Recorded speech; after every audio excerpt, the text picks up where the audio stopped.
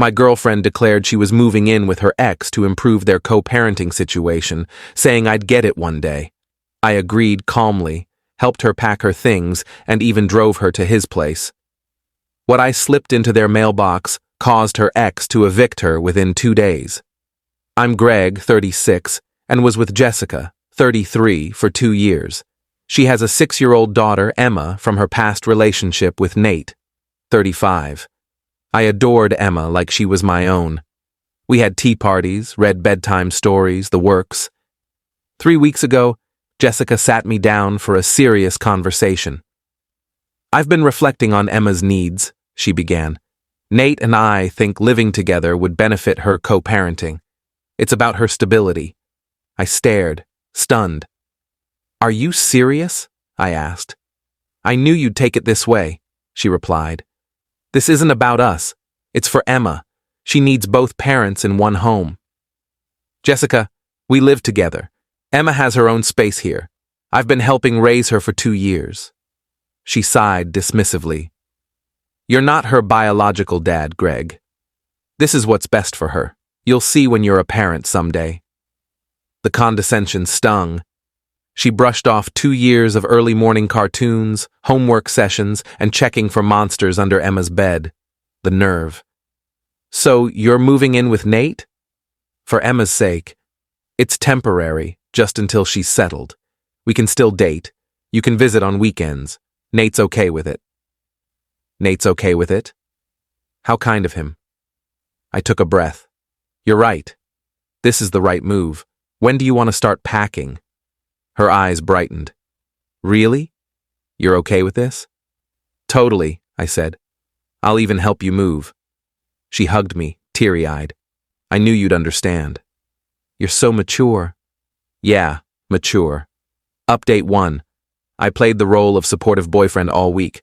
I packed her stuff, sorted boxes, and labeled everything neatly. Jessica was thrilled at my understanding. This is why I love you, she said, while boxing up kitchenware. You get that families are complex. Absolutely, I replied. What does Nate's girlfriend think about this? Her expression soured. He's single. We agreed no partners in the house. It'd confuse Emma. So you're both single, living together. Co-parenting. It's not like that, she insisted. Right. And I can't stay over? Not overnight. Maybe not for the first month. Emma needs time to adjust. The delusion was astounding, but I kept smiling, kept packing. Moving day came. I rented a U-Haul with my own cash because I'm just that supportive. I loaded everything while Nate stood at his door, grinning like he'd scored a victory. Thanks for being cool, man, he said. Takes a real guy to prioritize a kid. Couldn't agree more.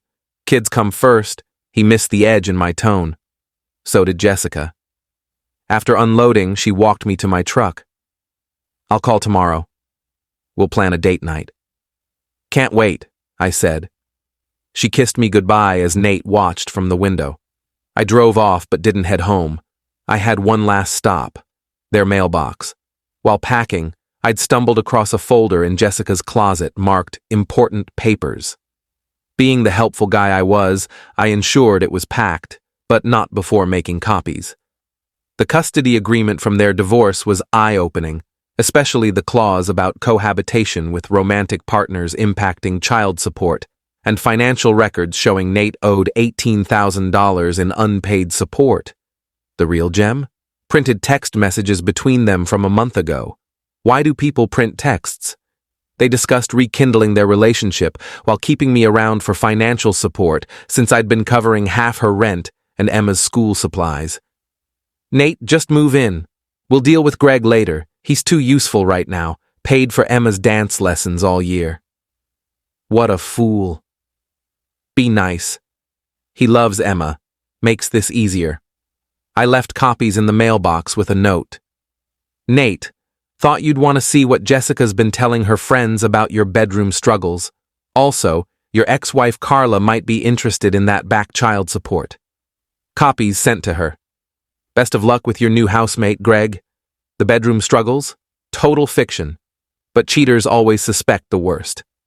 Update 2. The calls started at 6 a.m. "Greg, what did you do?" Jessica demanded. "Morning. How's co-parenting going?" "Nate's freaking out.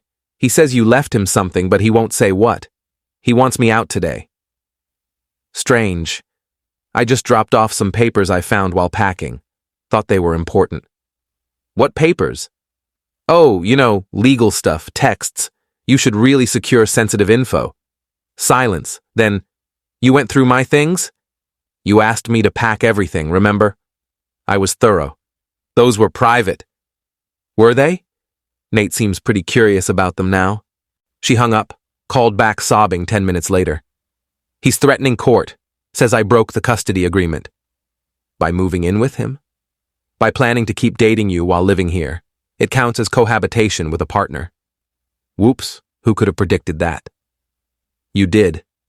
You planned this." "What? Share information?" "I thought co-parents valued transparency. Isn't that what you said?" She screamed about betrayal and hung up. Nate called next. "Think you're smart?" "I think I'm single." "How's co-parenting with my ex working out?" "She played you for 2 years, dude. And you longer, it seems. Did you know she told her friends about that time you cried after a bedroom flop?" "She said she never told anyone. Check the screenshots, page 3. There was no page 3, but paranoia works wonders." "I'm done with her," he said. "That's between you, co-parents. I'm just the guy who helped her move." The real chaos came from Carla, Nate's ex-wife. She got my package with proof of his unpaid child support and texts bragging about hiding income. She called that afternoon. "Is this legit?" "Every word. Check the metadata if you want. $18,000. He swore he was broke. Not too broke for a nice 3-bedroom for Jessica to move into." "He's toast. My lawyer's on it. Sorry you got dragged into this." "Don't be. That money's for your kid's future." Update 3. Jessica's life unraveled fast. Nate kicked her out after convincing himself she'd spilled more secrets to me. She hadn't, but guilty people project. She showed up at my place, car stuffed with boxes. "I need somewhere to stay." "Just a few days." "How's co-parenting going?" "Nate's being insane. He thinks I told you about his personal issues." "Did you?" "Maybe a little, nothing major." "Sounds like a trust problem between co-parents. Not my issue." "Greg, Emma's with me." That hurt. I loved that kid, but I held firm. "You have family. You have friends. You made your choice." "I chose what was best for Emma." "No, you chose to use me as a bank while plotting to reunite with Nate." I saw the texts. Her face paled. "Those were misunderstood. He's too useful right now, needs context." She broke down crying. Emma watched from the car, and I ached for her, but enabling Jessica wouldn't help her long term. "There's a motel nearby with weekly rates." "You're doing this to Emma?" "You did this to Emma by playing games with the adults in her life." She left, still sobbing, and posted online about men who hurt kids over adult conflicts and fake dads revealing their true selves. I posted the screenshot of her and Nate calling me a fool, captioned, "When you realize you were just a walking bank account. Trust your instincts, guys." Her post vanished within an hour. Update 4. The legal fallout was glorious from afar. Carla's lawyer filed for contempt over Nate's unpaid child support. The judge wasn't impressed by his hidden income. He got 30 days to pay $18,000 or face jail. Nate tried claiming Jessica owed half since she benefited from their setup. The judge laughed. "You can't make your girlfriend liable for your obligations." Jessica's custody case tanked. Moving Emma from our stable home to Nate's, then a motel, was deemed unstable. She called, crying. "They're giving Nate primary custody. This is your fault." "How's your bad planning my fault?" "If you hadn't left those papers, if you hadn't schemed, none of this would have happened. I was doing what was best for Emma. You were trying to have it all. Now you're paying for it." The best moment came from Emma's school counselor. Mr. Greg, Emma's been asking about you. She can write letters if you're okay with it. My heart broke. Of course. I'd love to hear from her. Her first letter arrived. Dear Greg, Mom says you don't care about us, but I don't believe her. Do you remember our secret handshake? I miss our pancake mornings. Love, Emma. I wrote back, copying the counselor. Dear Emma, I'll always care about you. Our handshakes locked in my memory. Life changes, but good times last forever. Stay amazing. Your friend, Greg. Jessica lost it when she found out, screaming about me undermining her parenting. You moved in with your ex to undermine our relationship. I'm writing appropriate letters to a kid I helped raise. Spot the difference? Update 5. Jessica's entitlement sealed her fate. Unable to afford a place without my income, she moved in with her parents, who weren't thrilled to have their 33-year-old daughter and granddaughter in their retirement condo. Her dad, Frank, called. Greg, what happened? Jessica says you ruined her co-parenting plan. Did she mention dating me while living with Nate? What? Or the texts calling me a fool for paying her bills? She said those were jokes. Did she tell you she said I'd never be Emma's real dad after I helped raise her for 2 years? Long pause.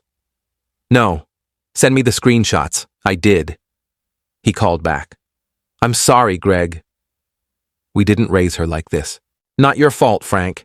You were great to Emma. You were too. She just got selfish. The last I heard, Nate sold his house to cover child support and legal fees, landing in a studio apartment with garnished wages. Jessica got Emma back, but lives with her parents, working 2 jobs to afford a lawyer for full custody. She calls me a manipulative narcissist, but the screenshots killed her credibility. I got a text from an unknown number. You ruined my life over ego. Happy now? I replied. I'm neutral. You made choices and they had consequences. I just ensured the truth came out. Emma misses you? That's low, even for you. I never loved Nate.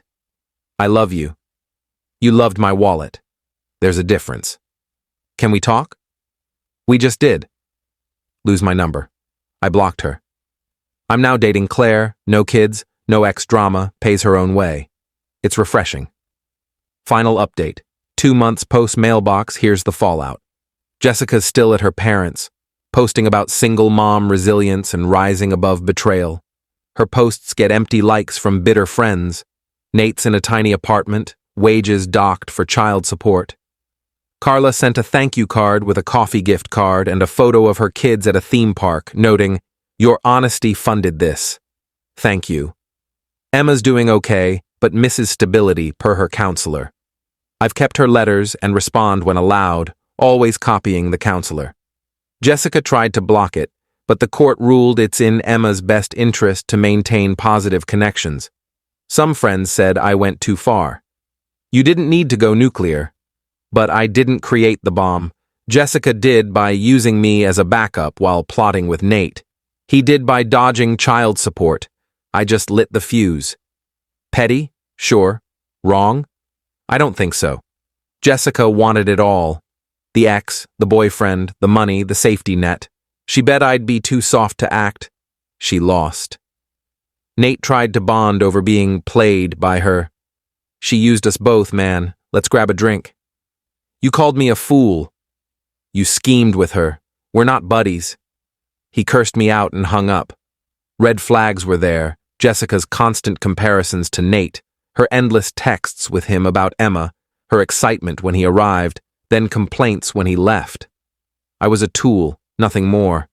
But I taught Emma her times tables, helped her ride a bike, told her awful dad jokes. Those moments were real, even if Jessica's feelings weren't. Regrets? None. They schemed. I exposed them. Actions have consequences. To Jessica, who I know still lurks, I kept receipts for everything I bought Emma. I'm not asking for repayment. Those were gifts for a great kid, not bets on your scam. But next time you tell someone they're not a real parent, remember real parents don't use their kids as pawns. Claire thinks this saga is wild. Who moves in with their ex while dating someone? Someone who thought they had a chump. Did they? For 2 years, yeah, but chumps wise up. We're taking a cooking class together. No drama, no schemes, just normal relationship stuff. It's great. Oh, and Nate's old house? I drove by. There's a rainbow flag and a Love Wins sign in the yard. The new owners seem cool. Karma's got a sense of humor.